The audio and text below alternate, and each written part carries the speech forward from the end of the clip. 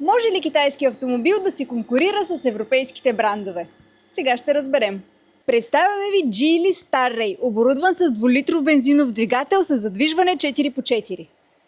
238 конски сили с турбо, комбинирани с интелигентно 4WD задвижване и 8-степенна автоматична трансмисия, които превръщат шофирането в истинско изживяване. Starray е с независимо окачване на предните и задните колела.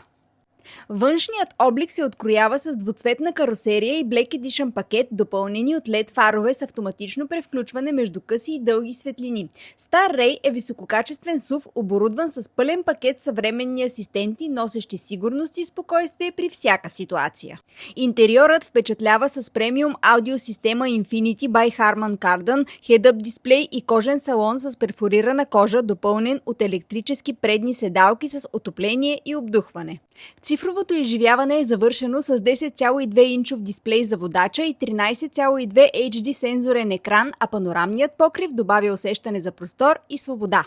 Практичността също е на ниво. Автоматичен багажник с вместимост от 650 до 1610 литра. Готов за всяко приключение.